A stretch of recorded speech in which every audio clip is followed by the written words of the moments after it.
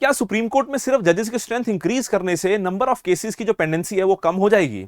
सवाल ये नहीं है कि पेंडेंसी ऑफ केसेस सिर्फ जजेस की वैकेंसी की वजह से है या नंबर की वजह से है। सवाल ये भी है कि क्या जो हमारे देश में पेंडेंसी ऑफ केसेस है उसका पैरामीटर जुडिशियल डिले पे कितना ज्यादा आता है? क्या जुडिशियल डिले का सिर्फ यही एक रीजन है कि जजेस की कमी है, या जुडिशियल डिले का और भी कुछ सारे रीजंस हैं, और किस तरह से हम इस चीज को रिफॉर्म कर सकते हैं? मेरा नाम है अनुज शर्मा और आज की इस वीडियो में हम इन्हीं सारी चीजों को डिकोड करेंगे। तो सबसे पहले हम बात करते हैं कि बेसिक न्यूज क्या है। बेसिक न्यूज ये चल रही है कि जजेस की जो स्ट्रेंथ है उसको इंक्रीज कर दिया गया है सुप्रीम कोर्ट में फ्रॉम 34 टू 38। ये ऑर्डिनेंस लेके भारत सरकार आई, अब ये पास हो गया तो 4 जजेस के नंबर जो है वो बढ़ गया, including the chief justice of India. पर क्या इससे हर चीज का सोल्यूशन मिल जाएगा? क्या जो पेंडेंसी का मुद्दा है वो रिजॉल्व हो जाएगा? तो सबसे पहले हम देखते हैं कि भारत में कितने सारे केसेस जो हैं वो पेंडिंग है और उनके रीजंस क्या है और इसको रिफॉर्म करने का बेसिक मैकेनिज्म क्या है। तो भारत में 5.5 करोड़ केसेस का एक केस लोड आता है। तो अगर उसमें देखें तो सबसे पहला लेयर जो होता है that is the layer of district and subordinate cases. अब डिस्ट्रिक्ट एंड सबऑर्डिनेट कोर्ट्स में अगर देखा जाए तो अराउंड 4.9 करोड़ केसेस जो हैं वो पेंडिंग है इस रीजन में। अब सबसे ज्यादा पेंडेंसी यहीं पे है और सबसे ज्यादा पेंडेंसी यहां होने का सबसे वैलिड रीजन क्या है? क्योंकि सबसे पहले केसेस जो हैं वो डिस्ट्रिक्ट और सबऑर्डिनेट कोर्ट्स में ही जाते हैं। अब वहां से केस निकल के जाते हैं हाई कोर्ट में और हाई कोर्ट में आपके पास 64 लाख के आसपास केसेस जो हैं वो पेंडिंग है। और यहां से केस निकल जाते हैं सुप्रीम कोर्ट में जहां पे आपके पास अराउंड 92,000 केसेस जो रीसेंट डाटा है उसके अकॉर्डिंग ये पेंडिंग है। तो आप हिसाब लगाओ कि भारत में इतने बड़े देश में इतने सारे जुडिशियल मैकेनिज्म है, सुप्रीम कोर्ट है, हाई कोर्ट से इतने सारे डिस्ट्रिक्ट और सबऑर्डिनेट कोर्ट्स हैं और उसके बावजूद भी 5.5 करोड़ के आसपास के केसेस जो हैं वो ये एक पेंडिंग मैकेनिज्म के साथ चल रहे हैं। अब अगर हम इसमें देखें कि कितना डिले होता है, ये डिले ऐसा नहीं है कि साल का 1.5 साल का डिले है। आपने अक्सर ये स्टेटमेंट सुनी होगी कि justice delayed is justice denied. अब इसके बावजूद भी अगर आप देखते तो एक साल 1.5 साल का डिले नहीं है, ये डिले बहुत बड़ा है, डिले बहुत ज्यादा ह्यूज है। अब इस डिले में अगर हम ह्यूज डिले में देखते हैं तो 5 साल से ज्यादा का जो डिले है 45% of high court cases and 30% of subordinate cases में 5 साल से ज्यादा का डिले है। 15.4 lakh high court cases and 49.7 lakh district court cases में 10 साल के ज्यादा डिले है। अब सबसे एस्टॉनिशिंग बात क्या है कि 30 साल से ज्यादा का डिले भी चल रहा है, कि 1 लाख के आसपास ऐसे केसेस हैं जो 30 साल से 3 डेकेड से पेंडिंग हैं। आप हिसाब लगाओ कि कई बार तो हमारे देश में यह भी देखने को मिलता है कि आदमी मर चुका है और उसका मरने के बाद केस जो है वो क्लोज हो रहा है। तो 30 साल तक केस जो हैं वो भारत जैसे देश में पेंडिंग चलते हैं। अब इसका इंपैक्ट सिर्फ और सिर्फ इस चीज के ऊपर नहीं आता है कि डिले, इसका इकोनॉमिक इंपैक्ट भी है, इसका ह्यूमन कैपिटल इंपैक्ट भी है। अगर आप इकोनॉमिक टोल की बात करते हो तो 20% of all pending cases involve land and property, prolong delays freeze assets की आप लैंड एंड प्रॉपर्टी के केसेस हैं। अब सर आप हिसाब लगाओ कि किसी की लैंड का केस है, किसी प्रॉपर्टी का केस है, किसी की जमीन का केस है, जो उसका आमदनी का तरीका है या उसकी फैमिली प्रॉपर्टी है, उसके ऊपर इंपैक्ट आता है। तो जिसका डायरेक्ट इंपैक्ट जो है वो उस आदमी की फैमिली इनकम पे आता है, उस आदमी की रेगुलर इनकम पे आता है और लार्जली देश की जीडीपी के ऊपर भी आता है। तो जिसकी वजह से ये कहा गया कि यार इसका कॉस्ट जो है इंडिया को एस्टिमेटेड 2% ऑफ एनुअल जीडीपी पड़ता है। और उसके बाद अगर आप अंडर ट्रायल्स देखो, अब ये भारत का जब भी आप जुडिशियल रिफॉर्म्स की बात करते हो, क्रिमिनल रिफॉर्म सिस्टम की बात करते हो, प्रिजन रिफॉर्म की बात करते हो, तो ये मैकेनिज्म बार बार निकल के आता है कि अंडर ट्रायल्स। तो 70% ऑफ सबऑर्डिनेट केसेस जो हैं उसमें क्रिमिनल केसेस हैं, राइट।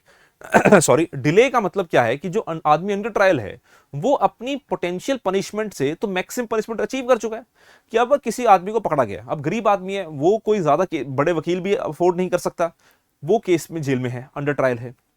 और जब वो अंडर ट्रायल है तो उस अंडर ट्रायल में उसको 5-6 साल से वो जेल में बैठा हुआ है, और इतने सालों से जेल में बैठा हुआ है तो उसकी जिस केस में वो जेल में था उसकी मैक्सिमम सजा 6 साल थी, वो 5-5 10-10 साल एज एन अंडर ट्रायल ही बैठा हुआ है। तो मतलब जो उसको पनिशमेंट मिल सकती थी उससे ज्यादा punishment as an under trial ही वो काट चुका है। तो एज एन अंडर ट्रायल उसके ऊपर क्या बीता है, तो क्रिमिनल रिफॉर्म सिस्टम किस तरह से फंक्शन करता है, राइट। उसके बाद हम देखते हैं कि 3 टीयर का ब्रेकडाउन देखते हैं कि सबसे पहले तो क्या है कि डिलेस क्यों है। सबसे पहला उसमें आता है ह्यूमन कैपिटल या फिर पर्सनल डेफिसिट। 15 जजेस पर मिलियन है भारत में as of now, right. Recommended क्या है 50 जजेस पर मिलियन। तो अभी हमारे देश में पर मिलियन पॉपुलेशन के अकॉर्डिंग मात्र 15 जज हैं। दूसरा आता है ऑपरेशनल कैपेसिटी।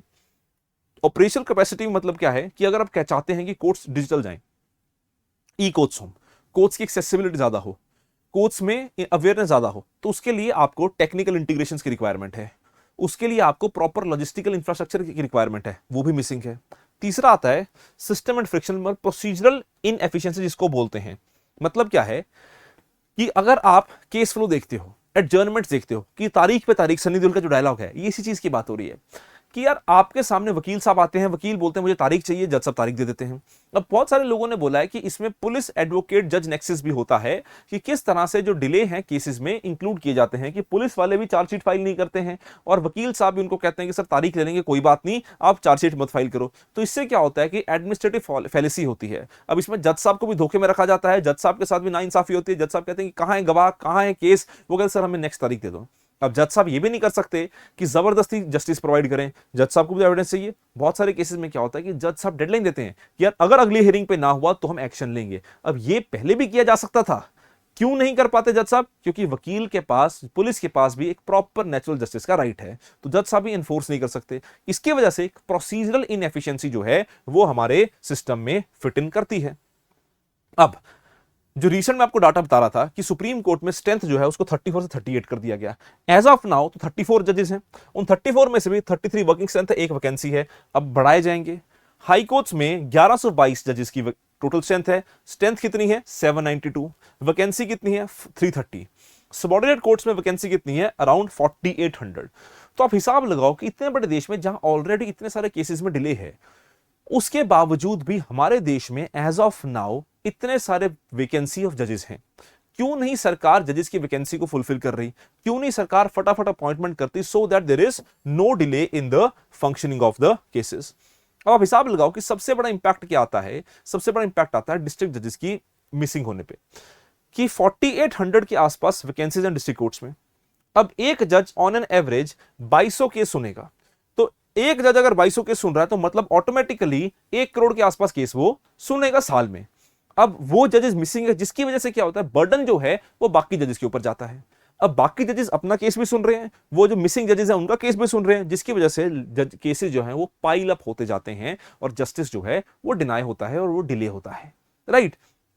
अब इसके लिए क्या करने की जरूरत है कि डिसेंट्रलाइज डिसफंक्शन है, क्योंकि प्रॉब्लम है कि अपॉइंटमेंट ऑफ जजेस कैसे होगी। अब अपॉइंटमेंट ऑफ जजेस करने के लिए हाई कोर्ट से और स्टेट की सर्विसेज बोर्ड की रिस्पांसिबिलिटी होती है, वो डिले करते हैं।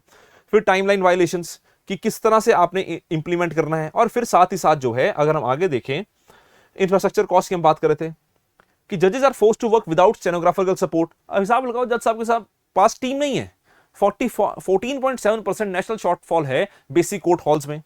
उसके बाद डिजिटल आर्किटेक्चर, मैंने ई कोर्ट्स की आपको एग्जांपल दी, राइट। अब इसके लिए अगर आप देखते हो कि प्रोसीजरल ग्रिडलॉक की किस तरह से प्रॉब्लम आती है, चोक पॉइंट्स क्या क्या है, समन एंड सर्विसेज कि यार समन रिसीव करने हैं, समन सेंड करने हैं, स्टेट एज लिटिगेंट। अब जितने बड़े केसेस होते हैं, क्रिमिनल केस होते हैं, उसमें स्टेट ऑटोमेटिक लिटिगेंट है। 50% ज्यादा पेंडिंग केसेस वही है जहां पे स्टेट लिटिगेंट है। विटनेस फ्रिक्शन कि डिलेड आई विटनेसेस होते हैं, उसके बाद आई विटनेस अपनी बयान बदल लेते हैं, बहुत सारी चीजें होती हैं। और लास्ट में एडजर्नमेंट कल्चर कि बार बार वो तारीख पे तारीख वाला जो डिले है। अब इस साइकिल से हमें छुटकारा कैसे मिलेगा? इस साइकिल से छुटकारा मिलने के लिए हमें क्या करना है कि जो जुडिशियल पैरालिसिस है, इस जुडिशियल पैरालिसिस से हमें हटाना है। अब जुडिशियल पैरालिसिस क्या है कि हाई वैकेंसीज हैं, पुअर इंफ्रास्ट्रक्चर है, जिसकी वजह से ओवरबर्डन जजेस हैं, उसकी वजह से प्रोसीजरल ग्रिडलॉक या फ्रीक्वेंट एडजर्नमेंट्स होती हैं, उसकी वजह से माउंटिंग बैलेंसिंग एंड आपका डेडलॉक होता है। तो ये एक साइकिल बन चुका है, इस साइकिल से हमें अपने आप को छुटकारा दिलवाना है, राइट। अब इसके लिए क्या हमें रिफॉर्म करने की जरूरत है? तो मेजर 3 रिफॉर्म्स की इसमें से बात होती है। सबसे पहला रिफॉर्म तो क्या है, पर्सोनल एनफोर्समेंट। जब हम पर्सोनल एनफोर्समेंट के रिफॉर्म की बात करते हैं कि ज्यादा नंबर ऑफ जजेस को हमें अपॉइंट करने की जरूरत है, पर्सोनल्स को हमें इंप्रूव करने की जरूरत है। फिर हम कहते हैं इंफ्रास्ट्रक्चर एंड टैक्स सपोर्ट कि इंफ्रास्ट्रक्चर और टैक्स सपोर्ट होगी प्रॉपर। जब वो इंफ्रास्ट्रक्चर और टैक्स सपोर्ट होगी, उसके बेसिस के ऊपर जजेस की इंप्लॉयमेंट भी, जजेस के साथ जो हेल्प है वो इंक्रीज हो जाएगी। लास्ट है प्रोसीजरल टायरेज कि आप फास्ट ट्रैक प्रोसीजर करो, कि जैसे हमारे देश में एक ऑल्टरनेट डिस्प्यूट रेजोल्यूशन मैकेनिज्म है। अगर आपको लगता है कि कोई केस जो है वो वैलिड नहीं है, इतना ज्यादा इंपॉर्टेंट नहीं है कि जजेस के सामने जाए, आप उसको एडीआर के मैकेनिज्म के थ्रू भी रूट कर सकते हैं। लोगों को इसमें हमें और जानकारी देने की आवश्यकता है कि एडीआर का मैकेनिज्म क्या होता है, राइट। अगर एडीआर के मैकेनिज्म के प्रति लोग ज्यादा जाएंगे तो उससे हमारे देश के भी जुडिशियल सिस्टम में और ज्यादा इंप्रूवमेंट देखने को मिल सकती है। ठीक है जी, अब देखते हैं आगे। अब सबसे पहले तो structuring human capital. Structuring human capital का मतलब क्या है कि आप एक तरह से ये डिसाइड कर लो कि जो सुप्रीम कोर्ट की गाइडलाइंस के अकॉर्डिंग कि टाइम बाउंड रूल होना चाहिए आपकी ज्वाइनिंग में। 31 मार्च से लेके आप ज्वाइनिंग शुरुआत कराओ, जो प्रोसीजर है 31 अक्टूबर तक खत्म करो। दूसरा, ऑल इंडिया जुडिशियल सर्विसेज की स्टार्टिंग, ये नीति आयोग की रिपोर्ट में भी आया था। टारगेटेड वॉर रूम्स, कि फटाफट उनके केसेस को सॉल्व करो और केसेस को इंप्रूव करने की कोशिश करो। फिर एडीआर का मैंने आपको पहले बता दिया कि यार एडीआर की तरफ आप लोगों को मूव कर सकते हो। और तीसरा आता है आपका डिजिटल इंटीग्रेशन, कि मतलब आप डिजिटल इंटीग्रेशन का मतलब क्या है कि किस तरह से आप इंटीग्रेट कर सकते हो इंफॉर्मेशन टेक्नोलॉजी को। अब तो एआई आ गया है, एआई को इंटीग्रेट कर सकते हो और किस तरह से आप फटाफट केसेस को सॉल्व कर सकते हो। तो आज की इस वीडियो में हम सारे समझा कि जुडिशियल पेंडेंसी के रीजन क्या है। अब नंबर ऑफ स्ट्रेंथ इंक्रीज करना सिर्फ सोल्यूशन नहीं है, उसके आसपास बहुत सारी और चीजें हैं जिसको हमें सही से मैनूवर करके जस्टिस को लोगों को इंश्योर करना है। तो आज की इस वीडियो में इतना ही। मेरा नाम है अनुज शर्मा। अब मिलते हैं हम अगले हफ्ते एक और नई वीडियो के साथ। अगर आपको वीडियो अच्छी लगी तो इस वीडियो को शेयर कीजिए, सब्सक्राइब कीजिए हमारे चैनल को, लाइक कीजिए इस वीडियो को। Until then, thank you, all the best.